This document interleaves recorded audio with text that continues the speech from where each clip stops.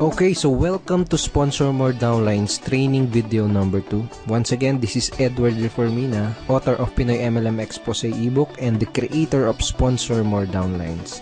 Again, thank you so much for watching our last video, yung ating training video 1. And maraming salamat din sa mga nag-like and sa mga nag-comments, maraming salamat din. And dun sa mga nag-post ng mga question sa comment box sa baba, maraming salamat din sa inyo. And hindi ko pa nasasagot lahat ng mga tanong, pero I will try my best na sagutin lahat yung mga questions nyo. Once again, in this 3-part video training series, ituturo ko sa iyo yung mga secret sponsoring strategies na nadiskubre at natutunan ko na tumutulong sa akin para makapag-sponsor ng up to 23 direct downlines every single month. Ang pinaka-goal ko sa training series na to is ma-share sa iyo at maituro sa iyo yung ilan sa mga sponsoring strategies na yun, and hopefully is magamit mo din siya sa business na ginagawa mo ngayon para makuha mo yung mga resulta na gusto mong makuha. Okay? Dun sa first video, pinag-usapan natin yung mga common problems na nararanasan ng mga Pinoy networkers. And sa video 1, tinuro ko din sa iyo kung paano ka makakapag-save ng valuable time mo, ng effort at ng pera by learning how to sort out or learning how to pre-qualify your prospects. And dun sa video number 1, binigyan din kita ng ilang mga lines na magamit mo para malaman mo kung qualified ba yung prospects na kinakausap mo. Okay? Dito naman sa video number 2, ang mga pag-uusapan natin ay yung mga common MLM myths, number 1 challenge yung mga Pinoy networkers, and tuturo ko din sa iyo kung paano mo sasagutin yung top 3 most common MLM objections. Okay? So, una natin pag-usapan ay yung common myths o yung mga maling akala ng mga networkers. Ito yung mga myths na pinaniniwalaan ng mga Pinoy networkers na pumipigil sa kanila para maging successful at para magkaresulta. Okay, ano yung mga myths na yun? Una, hindi ako makapag-sponsor dahil wala pa akong resulta o hindi pa ako kumikita. Madalas mong maririnig to sa mga networkers. Kadalasang marinig mo sa kanila is hindi ako makapag-recruit, hindi ako makapag-sponsor, o wala pa akong downlines kasi hindi pa ako kumikita o kaya wala pa akong resulta. Isa to sa mga myth na pinaniniwalaan ng mga networkers, kaya madalas mo itong maririnig sa kanila. Okay? Pangalawang myth is maraming tao ang negative ang tingin sa network marketing. Karamihan ng networkers ang nasa isip nila, lahat ng taong kinakausap nila ay negative. Lahat ng kamag-anak nila ay negative sa network marketing. Okay? Isa yan sa mga myth na pinaniniwalaan ng mga networkers. Pangatlo, hindi ako makapag-recruit dahil hindi ako magaling mag-convince. Ito, isa to sa madalas na marinig mo sa mga, even in my team, my personal team, tsaka sa mga networkers na from other companies na nakakausap ko, madalas ko narinig ito. Karaniwang sinasabi nila ay, hindi ako nahihirapan ako sa business ko, hindi ako makapag-sponsor kasi hindi ako magaling mag-convince. Okay? So, ito yung tatlong maling akala or common myths na pinaniniwalaan ng mga networkers. Mamaya babalikan natin itong mga common MLM myths na to, pero ngayon, gusto ko munang ipakita sa iyo yung ginawa ko couple of weeks ago. Basically, nag-survey ako sa 1,000 mahigit na Pinoy network marketers from different MLM company. At doon sa survey na yon, may tanong na, ito, ano yung pinakamadalas na objection na nakuha mo mula sa mga prospect mo? Okay, ito yung mga nagisagot nila. Ang pinakamataas na sinabi ng mga Pinoy networkers na kadalasan natatanggap nila mga objections sa ito, wala akong pera. Okay, 21%. And pumangalawa is yung pyramiding ba yan, which is 18%. And pumangatlo, na pinakamadalas na nakukuha nilang objections is ito. Magkano na bang kinita mo dyan? O magkano na bang kinikita mo dyan? Parang ganun. Kung titignan mo yung resulta dito sa survey na to, makikita mo na related yung mga objections na natatanggap ng mga Pinoy networkers dito sa mga common MLM myths na pinaniniwalaan ng karamihan networkers. Okay? For example, ito. Hindi ako makapag-sponsor dahil wala pa akong resulta. Kaya iniisip ng mga networkers na totoo to dahil kadalasan na tinatanong sa kanila ng mga prospects ay yung objection na magkano na bang kinita mo dyan. Pwedeng ganito yung nangyari. May prospect kang kinakausap, in-explain mo sa kanya yung opportunity o kaya dinala mo siya sa opisina niyo para panoorin yung BOM. Ngayon, after niyang ma-explainan, nagtanong siya sa'yo, nagbigay siya ng objection na magkano na bang kinikita mo dyan? Ngayon, kung bago ka pa lang, normal lang na syempre, maliit pa lang or wala ka pang kinikita. At posible din na hindi mo pa alam kung paano sagutin ng tama ang ganitong klase ng objection. Ngayon, kung hindi siya sumali, ang magiging thinking mo ngayon, ang papasok ngayon sa isip mo, ay hindi siya sumali kasi hindi pa ako kumikita. Ay hindi siya sumali kasi maliit pa lang yung kinikita ko. Ay hindi siya sumali kasi wala pa akong resulta. Okay na gets mo? Yung pangalawa, tingnan natin. Maraming tao ang negative ang tingin sa network marketing. Posible din na may prospect kang kinakausap na explainan mo na siya. And then, nagbigay siya ng objection na pyramiding ba yan? Ngayon, kung hindi mo alam sagutin ng tama tong objection na yan, hindi mo siya mapapasali. Ngayon, ang thinking mo ngayon, ang iniisip mo ngayon, naku, ang daming negative sa network marketing. Lahat ng kinakausap mo negative sa network marketing. Pero ang totoo, hindi mo lang alam sagutin yung objection na yun ng tama. Pangatlo, itong wala akong pera. See, dito sa Common MLM Meets, hindi ako mapag-recruit dahil hindi ako magaling mag-convince. Possible na may prospect ang kausap, sinabi niya na wala akong pera. Maganda yung opportunity, pero wala akong pera. Ngayon, dahil wala siyang pera, hindi mo siya napasali. Posibleng pumasok sa isip mo na hindi ko siya napasali kasi hindi ako magaling mag-convince. Ganun. So, related itong mga common MLM objections na to doon sa common MLM myths na pinaniniwalaan ng mga networkers. Ibig sabihin, walang katotohanan itong mga paniniwala na to, itong mga myths na to, kaya nga myth, di ba? Dulot lang to ng mga objections na madalas itanong sa ating mga networkers. Okay? Itong mga myths na to, dulot lang yan ng mga objections na hindi alam sagutin ng tama. Kung isa ka sa mga networkers na dating naniniwala dito sa mga yan, I'm here to tell you na walang katotohanan ng mga yan.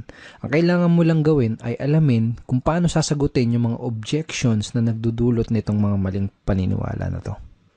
Number 1 challenge ng mga networkers ay yung mga prospect objections.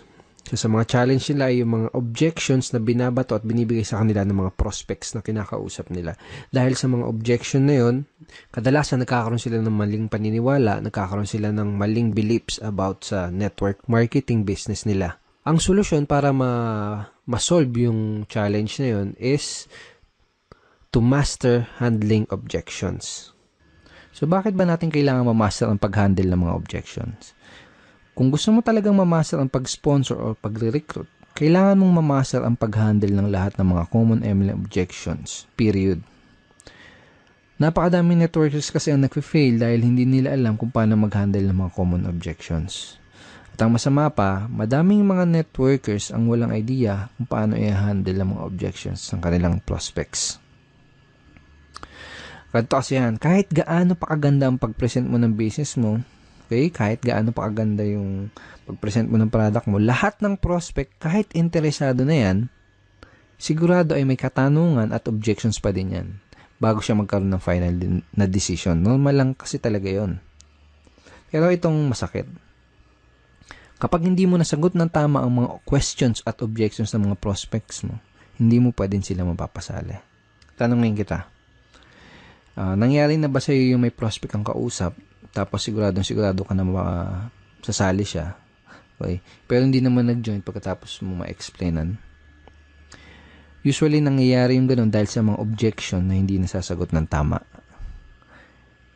Ito yung mga dahilan kung bakit kailangan mong ma-master ang pagsagot sa lahat ng mga common MLM objections. So, ang goal ko sa video na to is tulungan ka at ituro sa'yo kung paano masasagutin itong top 3 common MLM objections. Itong pinag-usapan natin kanina, itong result dun sa sa survey na ginawa ko sa mahigit 1,000 networkers na pinakamadalas na natatanggap nilang objections. Itong wala akong pera, pyramiding ba yan, at magkano bang kinita? Magkano na bang kinikita mo? Or magkano na bang kinita mo? I created a training ebook for my team, and ang title ng ebook na yan is Objection Crusher. Objection Crusher. Paano mo dudurugin yung mga objection na matatanggap mo? Parang ganun yung konsepto. So basically, ipapakita ko sa iyo yung mga tinuro ko dito sa loob ng ebook na to, kung paano sasagutin itong top 3 common MLM objections na to. Okay, ngayon andito tayo ngayon sa loob ng mismong Objection Crusher training ebook. So ito yung mismong loob ng ebook.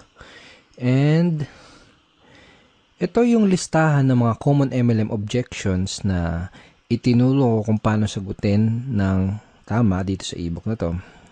Kasama sa list itong Kasama sa list ng mga common MLM objections ay ito, magkano bang kinikita mo dyan? Pag-isipan ko muna, yayaman ba ako dyan? Pyramiding ba yan? Networking ba yan? Networking ba to?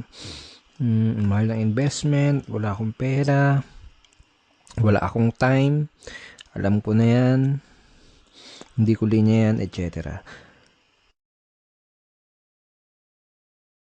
So, ang unang ituturo ko sa'yo kung paano sagutin ng tama ay yung magkano na bang kinikita mo dyan.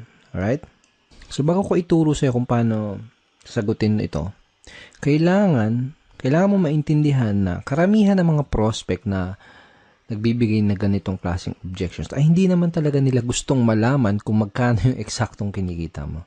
Okay? Dahil ang tunay na dahilan ng objection na yun, ang talagang gusto nilang malaman, ang deeper reason ng objection na yun ay gusto nilang malaman kung totoo ba yung opportunity na ina-offer mo. Gusto nilang malaman kung may mga kumikita ba talaga dyan sa company mo. O baka naman nag-aksaya ka lang ng pera dyan at hindi mo nabawi yung in-invest mo dahil natatakot sila na mangyari sa kanila yung ganun. Natatakot sila na baka pag nag-invest sila ay hindi bumalik yung in-invest nila. So, yun yung ilan sa mga tunay na gustong malaman ng prospect mo. Gusto nilang malaman kung totoo ba yung opportunity mo. Sa madaling salita, gusto nilang ng pruweba. Okay? Sa madaling salita, gusto nila ng social proof or proof na may kumikita doon sa opportunity mo. So, yun yung talagang gusto nilang malaman. And another thing is maraming paraan para sagutin tong objection na to. Pero itong paraan na ituturo ko sa'yo dito sa ebook na to is yung pinaka-effective based on my personal experience and in my opinion. Ito yung pinaka-effective, hindi lang effective, pinaka-cool at pinaka-relax na paraan para sagutin itong objection na to. Okay, so paano ba sasagutin itong objection na to? So for example, may kausap ka na prospect. Tinanong ka niya, magkano na bang kinita mo dyan? Ang isasagot mo, magkano ba yung gusto mong madinig para maging interesado ka? Okay? O kaya, magkano ba yung gusto mong madinig para maging interesado kang tignan yung opportunity na to? O kaya naman, magkano ba yung gusto mong madinig para ma-impress ka? Okay, sa una, kailangan ng konting lakas ng loob kung gagamitin mo tong lines na to. Kumbaga, kailangan ng konting posture. Okay? Sa una, baka medyo mailang ka pa. Kaya sa una lang yon kapag paulit-ulit mo na siyang ginamit, medyo masasanay ka na din. Kapag sinabi mo sa prospect, wag mo din kalilimutan na mag-smile ng konti para hindi ka magmukhang maangas or hindi ka ma-misinterpret nung kinakausap mo na nagyayabang. Alright? Okay, so ang mangyayari kapag tinanong mo to sa prospect mo, magbibigay siya sa'yo ng figure or ng amount. And hindi mahalaga kung hindi mo pa kinikita yung halaga na sasagot ng prospect mo. Kailangan lang ay may mga alam kang success stories from your company dahil gagamitin mo yung mga istorya or mga stories or kwento ng mga successful person in your company doon sa sagot mo. Okay? Kung wala kang alam ng mga storya ng mga successful upline sa company nyo, ang gawin mo, manood ka at makinig ng mga business presentation nila dahil most of the time, kinukwento nila yung storya nila kung paano sila nagsimula, kung paano sila naging successful. Okay? So, make sure na manood ka ng mga business presentation or business talk ng mga successful upline sa company nyo. So, parang ganito yung magiging flow ng pag-uusap nyo ng prospect mo pag sinagot mo na yung objection na yun. Okay? So, prospect, magkano ba ang kinikita mo dyan? Ikaw, magkano bang gusto mong madinig para maging interesado kang tignan maigi itong business na to? So, for example, sinagot niya 30,000 o kaya kung ano man, kung 50,000, 100,000, 1 million, kung ano man yung sagot niya, kung kumikita ka na ng ganun, sabihin mo lang, great, yan ang kinikita ko dito. Gusto mo bang ituro ko sa'yo kung anong ginawa ko? Yun lang. Kung hindi mo pa kinikita yung sinabing figures ng prospect mo, ang sasabihin mo lang is ito. Well, basically, kakasimula ko pa lang sa business na to, kaya hindi ko pa nare-reach yung ganyan level ng income o hindi ko pa naabot yung ganyang income. Pero let me tell you about blank kung sino yung tao na gusto mong ikwento sa kanya na kumikita na ng ganyan dito sa company na to. Gusto mo bang malaman kung ano yung ginawa niya para kitain yung ganong income? Okay? Pagkatapos, kwento mo yung maikling storya ng taong binanggit mo. Okay? So, hindi kailangan na mahaba kahit maiksing storya lang. Then, kapag nakawento mo na sa kanya yung storya ng successful member na yon sa inyong company, Ang next na sasabihin mo ay ito. Kung willing ka ding aralin yung ginawa niya, posible, okay? Posible din nakitain mo yung income na kinita niya. Willing ka bang matutunan at gawin yung ginawa niya? Pag sinabi ng prospect mo, oo, okay, good. Ito yung unang gagawin mo para makapagsimula. Okay? So, hindi mo lang nasagot yung objection, possible pa na maklose mo siya doon sa business mo. These lines are very, very powerful.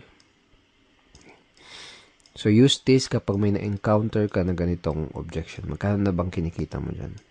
Okay? And again, sinabi mo dun sa prospect mo na possible. Posible din nakitain niya.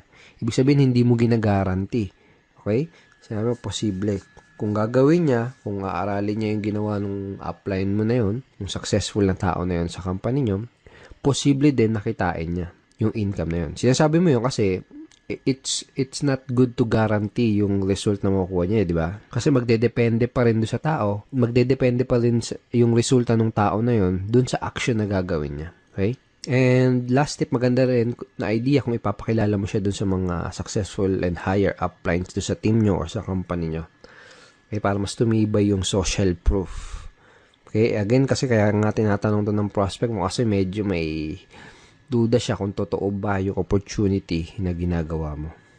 Okay, so ang next na objection na sasagutin natin at pag-aaralan natin ay yung objection na pyramiding ba yan or pyramiding ba to?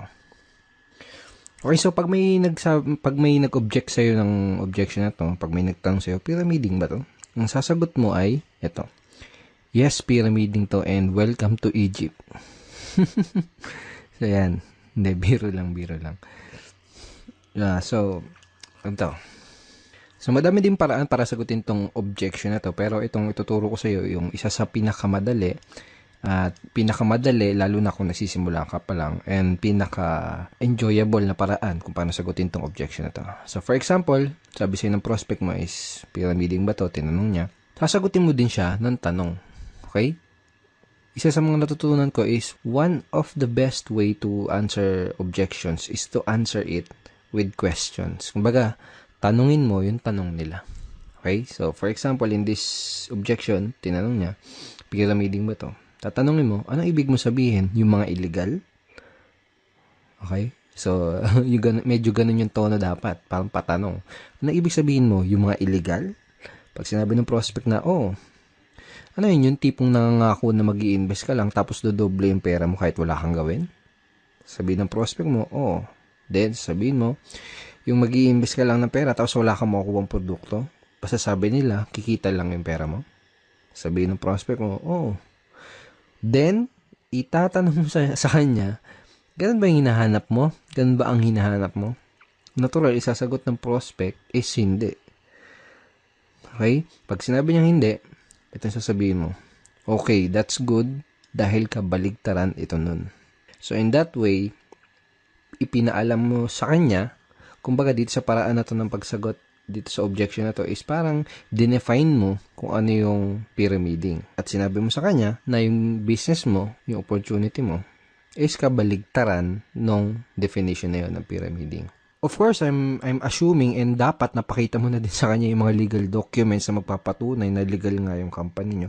Pero kaya ako tinuro sa iyo yung ganitong paraan is mostly kasi ng mga prospect mo na magbibigay ng gantong klase ng objections ay yung mga tao na hindi educated or walang idea sa difference o pagkakaiba ng pyramiding kumpara sa legitimate network marketing opportunity. So, mas magkakaroon ng sense sa kanila yung ganitong simpleng conversation lang. Okay, so use this simple objection handling script next time na may prospect na magtatanong sa'yo ng pyramiding ba to or pyramiding ba yan. Now, ang susunod na objection ay yung wala akong pera. Ang unang kailangan mong maintindihan ay may dalawang klase ng prospect na nagsasabi ng ganitong klaseng objection. Yung isa ay yung wala talagang pera at yung isa naman ay yung mga nagpapalusot lang. Okay? So, let me share you. Dati, nung nagsisimula pa lang ako sa network marketing, is madalas ko natatanggap ng objection na to. Pero ngayon, never. As in, never ko na siya natatanggap. Dahil remembers dun sa training video number 1 natin, chinare ko sa'yo, At sinabi ko sa iyo na kina-qualify o sinusort out ko maigi yung prospect ko bago ko ipakita sa kanya yung business presentation ko. Kumbaga, kung wala silang sapat na reason why, hindi ako mag-aaksaya ng panahon para ipakita pa sa kanila yung business dahil alam ko na mag-aaksaya lang ako ng oras at alam ko na magpapalusot lang sila. So, kung may nagbigay sa iyo ng ganitong klase ng objection, ang unang kailangan mong malaman is kailangan malaman mo kung nagsasabi ba sila ng totoo or kung nagpapalusot lang ba sila. So, paano mo malalaman yun? Tatanungin mo sila. Okay, tatanungin mo sila kung totoo ba na wala silang pera. So, paano mo gagawin yun? Ganito, simple lang. Pag sinabi ng prospect na wala silang pera, tatanungin mo sila, pwede bang magtanong? Tanong mo, okay lang ba sa'yo kung magtapatan tayo sa isa't isa? Ibig mo bang sabihin ay interesado ka sa business na to pero wala ka lang pera? O sinasabi mo lang na wala kang pera dahil mabait ka lang na tao at ayaw mo kung ma-offend kaya hindi mo kagad masabi na hindi ka interesado? Okay? So make sure to smile again. Kapag sinabi nila na hindi talaga sila interesado, just let them go. That person is not right for your business. Pwede mong sabihin na I understand, hindi naman kasi talaga para sa lahat ng business na to. Ang hinahanap lang namin ay interesado at yung talagang pwedeng matulungan na opportunity na to. And thank you for your time. Ganun lang. Be professional. Okay? Hindi mo kailangan ipagpilitan yung opportunity mo dahil network marketing is a sorting business. Okay? Naghahanap lang tayo ng mga tao na magiging interested dun sa ino-offer natin. Alright? So, for example, kung sinabi naman ng prospect na interesado talaga siya pero wala lang talaga siyang pera, ganito yung pwede mo sabihin sa kanya. Okay, so ganito. Unang gagawin mo is makikisimpatya ka or makikisimpatize ka dun sa situation ng prospect mo. Parang ganito.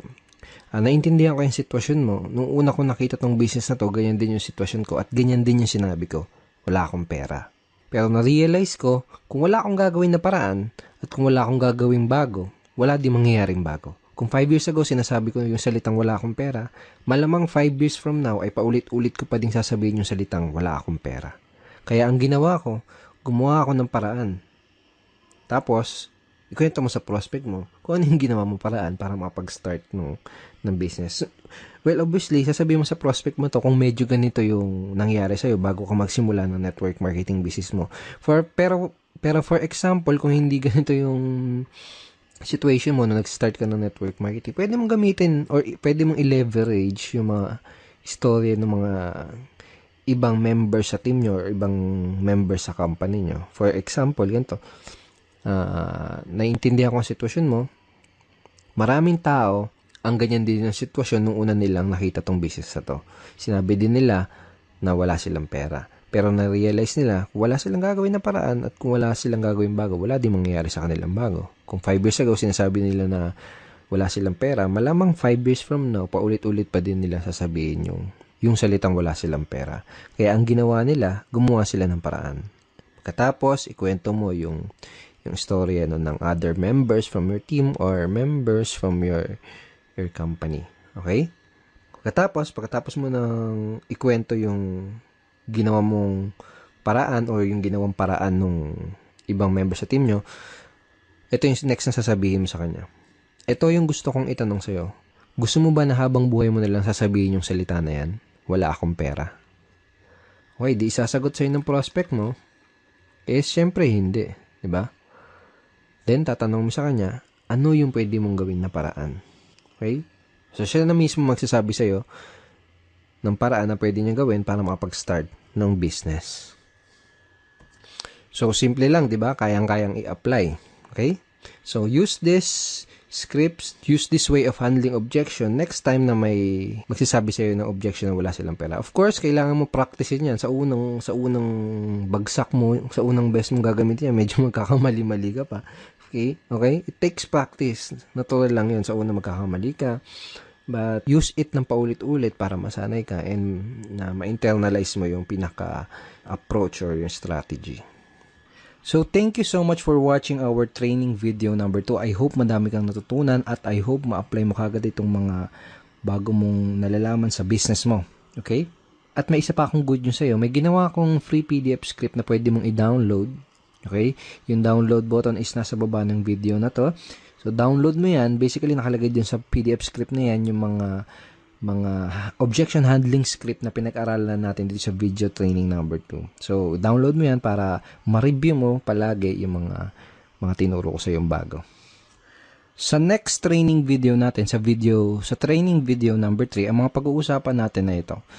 Pag-usapan natin yung most important skill na kailangan mong matutunan as a network marketer or MLMer and a direct seller. At yun ay ang closing skill. Okay? And ituturo ko din sa iyo, bibigay ko sa iyo yung super effective closing line na ginagamit ko to sponsor up to 4 downlines in 1 day. Okay? So, matagal ko na ginagamit tong closing line na to and it's very, very effective and very, very powerful. So, don't forget to check your email for our training video number 3. Papadala ko tong training video number 3 sa email mo sa isang araw. Okay? Papadala ko yung link ng training video number 3 sa isang araw. Alright? At kung hindi mo pa nakiklik yung like button sa baba ng video na to, please click like and wag mo din kakalimutan na mag-comment at kung may katanungan ka, kung may any questions ka, i-post mo lang dun sa comment box below this video and I will try my best na sagutin yan personally. Alright? Once again, Edward Reformina here and thank you so much and see you in our training video number 3. Bye-bye.